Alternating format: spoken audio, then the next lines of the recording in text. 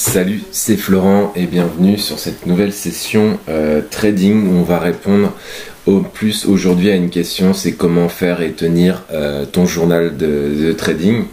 Donc pour rappel, en fait, je compte me lancer, ça fait 10 mois que je trade en virtuel et je me lance en réel aujourd'hui si je trouve des opportunités à trader, parce que pour l'instant j'en ai pas trouvé. On va déjà faire un point parce que ça fait depuis le 5 novembre 2020 que j'ai lancé ce challenge. Et on est aujourd'hui le 12 novembre, donc on va déjà faire un petit point sur les trades que j'ai fait ces 2 derniers jours, puisque j'ai pas fait de vidéo hier. Et ensuite, je vais vous montrer un petit peu ce que je mets dans le journal de trading justement. Et on va faire un petit point sur les devises, sur les trades, sur les devises, etc. Donc restez bien jusqu'à la fin. Je vais vous apprendre tout ça. Et à la fin, vous aurez aussi l'opportunité de rejoindre le club privé des nouveaux rentiers. Donc restez bien jusqu'à la fin de cette vidéo. Donc on va commencer par les derniers trades que j'ai fait depuis la dernière fois. Donc j'ai fait le dernier point, donc c'est la vidéo d'avant, donc si vous ne l'avez pas vu, allez la voir. Et depuis ce point, j'ai fait 1, 2, 3, 4, 5 trades. Donc on va tous les débriefer ensemble et comme ça vous allez voir un petit peu comment je rentre les infos dans le journal de trading que j'ai récupéré. Donc voilà, on va commencer avec un achat sur le GBP JPY. Donc on va aller voir ça tout de suite. GBP JPY, c'était là. On va mettre en 15 minutes parce que je fais plutôt mes prises de position en 15 minutes. Voilà, donc ce qui s'est passé ici, c'est que j'ai pris le trade ici. Vous voyez qu'on sortait du nuage Ichimoku en 15 minutes, en 1 heure, c'est pareil, on était sorti depuis longtemps. J'attendais un nouveau plus haut en fait, parce qu'il y avait un gros mouvement suite à la news économique. Donc j'ai repris le deuxième mouvement en fait, tout simplement, à la hausse. Et vous voyez qu'après, ça a stagné assez vite, c'est remonté encore ici. Et alors, ce qui est bizarre sur ce truc-là, c'est que j'ai été en fait... je vais rentrer sur mon compte, parce que là, du coup, je suis sur mon compte réel. Hop, comme ça, vous aurez l'historique. Je vais rentrer sur mon compte de démo. Est-ce que ça va bien marcher ? Ouais, je pense que ça va bien marcher. Donc voilà, ce qui s'est passé en fait, on va voir l'historique du compte. J'en avais parlé déjà la dernière fois. C'est que en fait j'ai pris le trade à 11h10 et je suis sorti à 11h40 sur TP. Et je pense que c'est un bug puisque en fait je suis jamais allé au TP qui était à 140 739. Alors je suis pas sur la bonne paire de devises. Je vais y arriver. 140, 739, ouais, donc c'était par là. C'était par là et en fait j'ai jamais été exécuté. Alors du coup j'ai fait en sorte que dans mon journal de trading en fait on soit bien sur les niveaux adéquats. Et du coup ça ferait un gain de 82 €. Donc vous voyez, je rentre le sens de position, si je suis confiant ou pas. Là j'étais pas très confiant parce que c'était le lendemain d'une news économique avec de la forte volatilité. C'est toujours, je pense, difficile de trader le lendemain d'un fort jour de volatilité. Ensuite, donc il y a le gain de ce trade, le gain cumulé, le pourcentage par rapport à la taille de portefeuille, savoir si je suis sorti avec le take profit ou pas, et savoir si j'étais bon dans mon trade ou pas. Donc là j'ai mis bon trade, sorti plutôt par le courtier en TP à 130 €, volontairement de VC à 80 € de gain pour rester cohérent. Prise de position sur un nouveau plus haut avec validation sur les 3 unités de temps, parce que je regarde toujours en Ichimoku mais sur H1, donc une bougie égale 1 heure, en 15 minutes, donc une bougie égale 15 minutes, et aussi en 5 minutes, donc une bougie égale 5 minutes. Et j'attends la validation sur ces 3 unités de temps, ça c'est vraiment important. Et donc le trade a été bon. Le trade a été validé, même s'il a été sorti trop tôt. Dans soi, c'était un bon trade. Donc, je l'ai noté en termes de bon trade. Ensuite, le deuxième trade, c'était GBP USD. On va aller voir ça tout de suite. GBP USD en 15 minutes. Hop. Donc, c'était un peu le même principe. Hein. C'est des paires de devises qui se ressemblent beaucoup. Parce que d'un côté, c'est GBP JPY, donc avec le Japon. Et là, on est en USD, donc c'est assez proche quand même. Donc, vous voyez, j'avais mis une résistance ici, donc j'attendais en fait qu'on vienne casser cette nouvelle résistance suite au mouvement haussier. En 15 minutes. En 15 minutes, c'était un peu près de parfait, quoi. C'est-à-dire que je suis rentré par là. Ensuite, bon, ça a pas mal stagné. Donc ce trade-là a duré 2 jours en fait, hein, parce que je suis sorti que le lendemain. Je l'ai laissé tourner la nuit. Ce que j'ai seulement fait en fait, c'est qu'une fois que j'ai arrivé le soir, c'est que j'avais remonté le lendemain matin par ici là, j'avais remonté mon stop loss au niveau de ma prise de position pour sécuriser, puisque le trade durait depuis longtemps, donc je voulais pas perdre de l'argent avec ce trade, je voulais simplement le sécuriser, et en fait le TP a été atteint dans la matinée. Vous voyez que la prise de profit elle est parfaite, puisque après les niveaux partent dans l'autre sens, donc c'était un très très bon trade aussi. Ça a permis d'engranger 79 €, déclenchement sur Take Profit, et j'ai mis Smart parce que c'est un bon trade aussi. Donc c'est un peu comme le trade précédent, prise de position sur un nouveau plus haut avec validation Ishimoku sur 3 unités de temps, très important, et parfait, surtout la sortie sur le TP pile poil où il fallait. Donc c'était un très très bon trade. Ensuite on va aller voir des mauvais trades, alors des plus mauvais. J'ai pas perdu d'argent, j'en ai pas gagné non plus, mais vous allez voir que j'aurais pu éviter, transformer des 1 € de gain en peut-être 20 ou 30 € de gain. Alors, qu'est-ce qu'on peut dire sur ce trade sur la UDJPY? Alors déjà, c'est que je suis rentré un peu tôt, parce que vous voyez, la Chikuspan en jaune ici n'était pas sortie du nuage, donc je suis rentré un peu tôt, parce que voilà, j'étais un peu impatient, les cours sortaient bien du nuage, mais vous voyez qu'ici on n'est pas sorti du nuage et ça a pas loupé, ça a corrigé. Heureusement pour moi, mon stop loss était plus bas, ce qui fait que j'ai pas été déclenché sur mon stop loss. Si j'avais pris une position avec un stop loss plus serré, clairement j'aurais eu ma perte. Et vous voyez qu'en fait ça met du temps après, hein. On ressort du nuage, clairement on ressort que par ici, hein. Donc pendant la nuit, donc j'aurais même pas pu prendre le trade, hein, parce qu'il se serait passé la nuit. C'est normal, on est sur une paire de devises qui est dans l'Est, hein. La UD c'est le dollar australien, et JPY c'est le Japon, donc il y a un décalage horaire qui est assez avancé par rapport à nous, et vous voyez que là il y a eu j'ai mis des grosses résistances en bleu, donc en fait sur le moment j'avais pas vu parce que je regarde en H1 15 minutes et 5 minutes, mais en fait il y avait des grosses résistances sur d'autres unités de temps, je crois que c'était en weekly, voilà. Vous voyez, en weekly, si on zoome un peu, il y avait très très peu de chances qu'on sorte de ces gros plats là. Ici vous voyez sur le nuage Ishimoku, et ça a pas loupé, on allait taper ces plats. On était sorti par le passé, mais là on est carrément en août 2020, donc c'est une barre là, c'est une semaine, donc c'était il y a longtemps.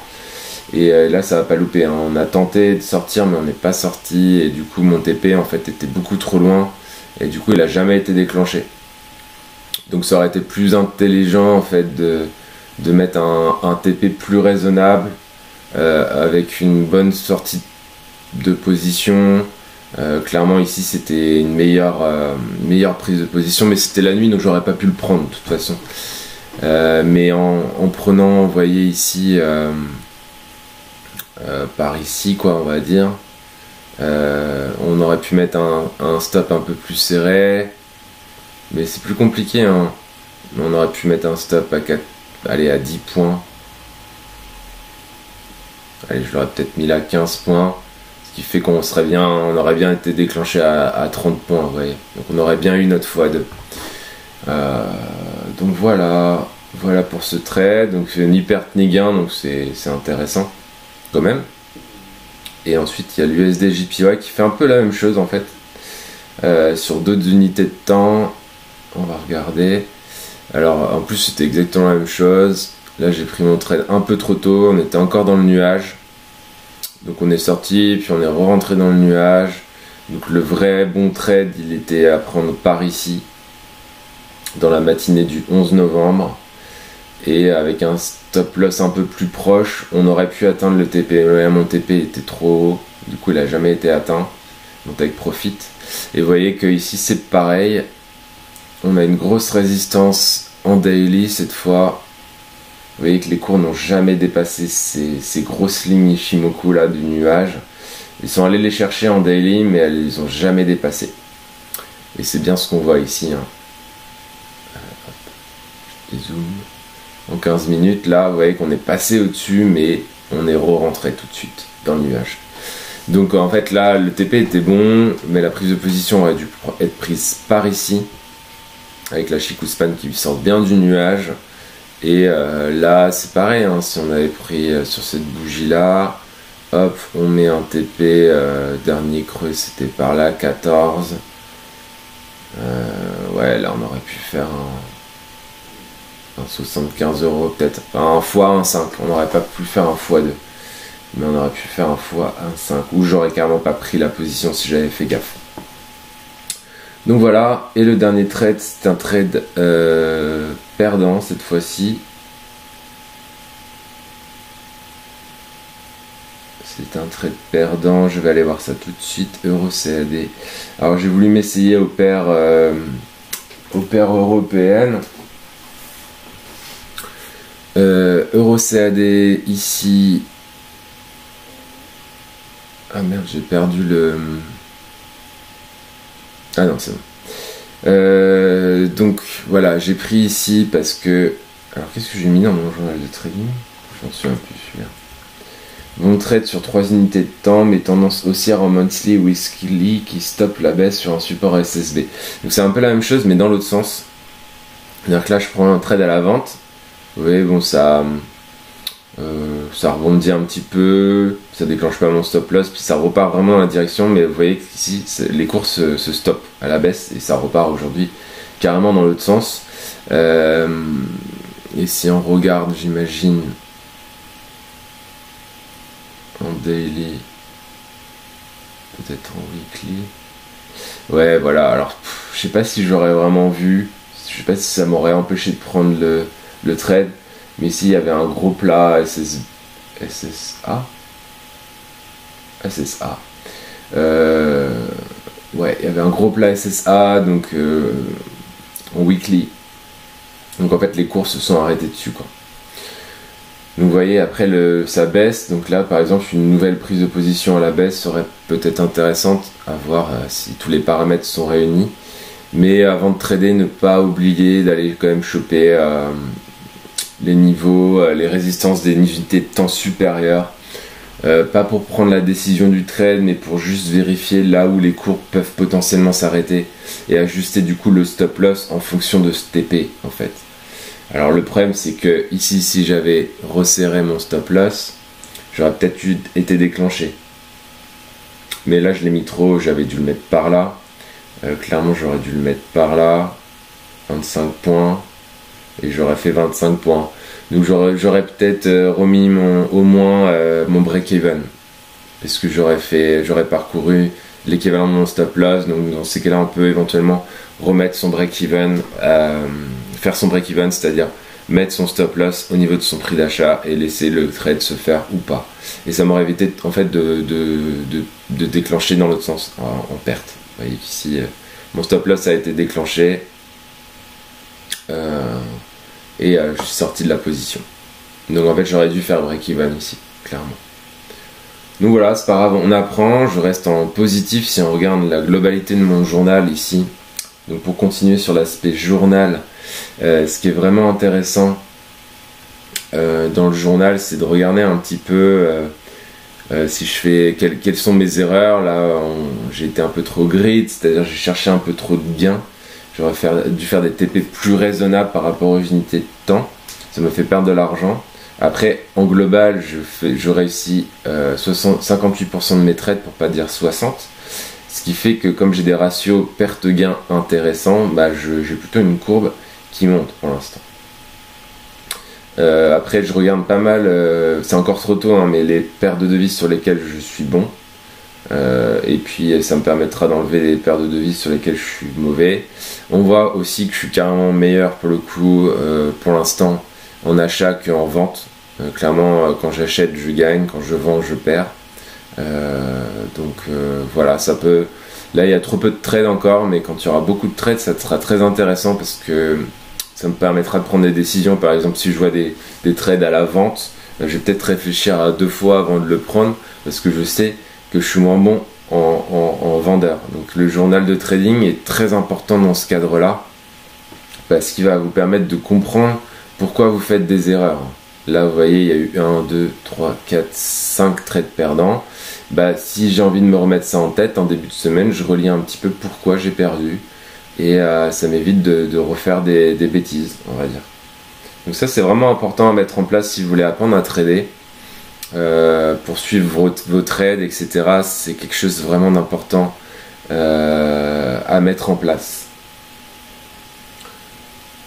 Donc voilà ce que je pouvais vous dire, et après on va faire un petit point sur la journée aujourd'hui.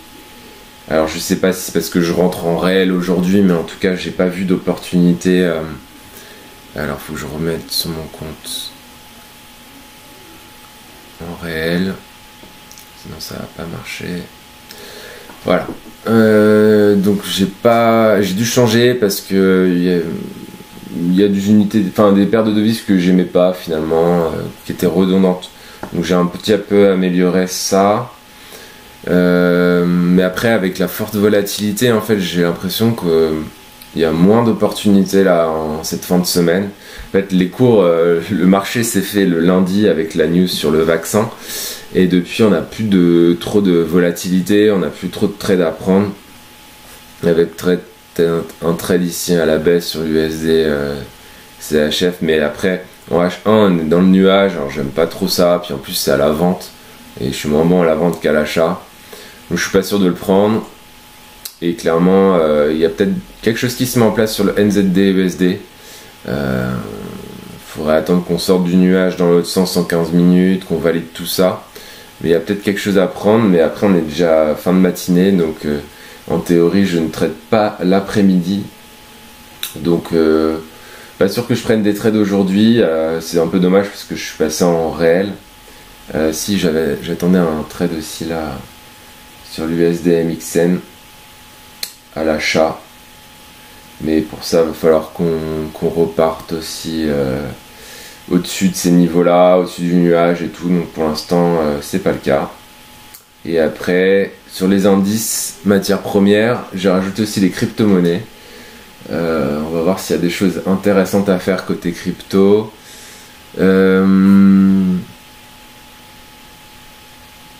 Sur l'or, bah rien de nouveau. Le Nasdaq, il y a peut-être quelque chose qui est en train de se mettre en place. Mais pour ça, il faudrait vraiment qu'on casse ce gros plat Ichimoku. Et dans ces cas-là, on pourrait peut-être aller chercher R2, R3 sur les points pivots journaliers. Mais pour l'instant, c'est trop tôt, on est dans le nuage. C'est possible que ça rebondisse dans le nuage dans l'autre sens. Donc tant qu'on n'est pas sorti du nuage, en fait, on n'a pas vraiment de tendance claire au niveau du marché. Et du coup, ça sert à rien de trader, même si en 15 minutes, on part à la hausse. Vous voyez que les prix se sont stoppés sur le nuage. Du coup, tant qu'on n'est pas sorti de ce nuage, ça sert à rien de trader. C'est l'avantage d'Ichimoku, c'est qu'il nous donne quand même beaucoup d'infos sur les supports résistances, les tendances. L'idée, c'est d'avoir vraiment d'un seul coup d'œil toutes ces infos. Et moi, je suis débutant sur l'Ichimoku, donc j'apprends. J'apprends au fur et à mesure, mais je commence à comprendre. Et en tout cas, ça m'aide beaucoup dans mon trading, puisque vous voyez que, mine de rien, en 6 jours, j'ai quand même fait 260 €. Donc c'est quand même pas mal. Ça représente, pour un portefeuille qui ferait 1000 €, ça représente quand même 26% en 6 jours. Donc pour l'instant c'est quand même plutôt positif au niveau des résultats. Il y a peut-être quelque chose qui est en train de se mettre aussi sur le Bitcoin en place. Vous voyez qu'on on est sorti des nouveaux plus hauts, hein. Il y avait une grosse résistance ici, on en est sorti. On a eu un pullback, c'est-à-dire que les prix sont redescendus et là on va rechercher à nouveau la résistance. Donc ça va être une prise de position peut-être intéressante à l'achat. J'attendrai peut-être, on est venu retaper le point pivot journalier, donc là clairement il y a quelque chose à faire. On ressort en 15 minutes, en H1 on est au-dessus, en 15 minutes on est au-dessus, et en 5 minutes par contre on est encore en dessous. Donc on va attendre vraiment que le 5 minutes valide notre trade, et dans ces cas-là on pourra faire quelque chose. Donc à surveiller. Donc c'est peut-être les deux trades. Ça serait marrant que mon premier trade en réel soit avec du Bitcoin. Mais bon, on va voir ça. Faut continuer de surveiller tout ça. Pour l'instant c'est trop tôt. En fait, c'est trop tôt pour prendre la position. Mais il y a des choses peut-être intéressantes à faire. Voilà. Donc plutôt calme aujourd'hui, pas grand chose. Ah, on a peut-être le CAC 40 ici qui est en train de nous faire une cassure à la baisse. Mais en H1 il faut attendre quand même certains niveaux de validation avec la Chikou Span, la droite jaune ici, il faut qu'elle traverse les prix, et éventuellement qu'elle traverse d'abord la Tenkan, et ensuite on pourrait pourquoi pas aller chercher une baisse, mais pour l'instant c'est un peu trop tôt à mon goût. Encore une fois ça n'engage que moi, mais il y a quelque chose qui est en train de se mettre en place là, ça peut être intéressant, mais c'est trop tôt. Et à l'US 30 il n'y a rien, le DAX peut-être aussi à la baisse, le DAX. Ah, le DAX, mais il est dans le nuage aussi, c'est toujours chiant de traîner dans le nuage. Mais en 15 minutes il y a quelque chose qui est en train de se mettre en place. En 5 minutes il y a quelque chose qui est en train de se mettre en place. Donc il y a peut-être quelque chose aussi sur le DAX à voir après manger si je prends des positions. Mais pour l'instant il n'y a pas de position.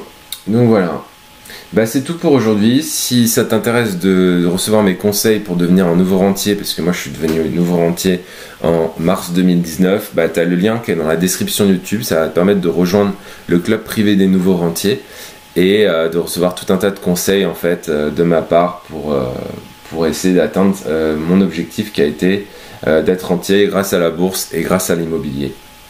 Donc voilà, n'hésite pas à rentrer dans le club privé, c'est gratuit, ça te permettra d'en apprendre beaucoup plus sur mon parcours, sur ce que je fais, etc. Et n'hésite pas à t'abonner aussi pour continuer à suivre toutes mes interventions concernant le trading qui seront sur YouTube au jour le jour, parce que l'idée c'est de faire vraiment un point jour après jour et voir l'évolution de mon trading et voir si j'arrive à dégager des choses intéressantes en trading. Voilà, écoute, je te souhaite une bonne journée et je te dis à demain pour la nouvelle vidéo trading. Demain on est vendredi et ce sera le dernier jour de trading pour moi. Voilà, il va falloir que j'arrête cette vidéo et je te dis à demain. Ciao ciao ciao.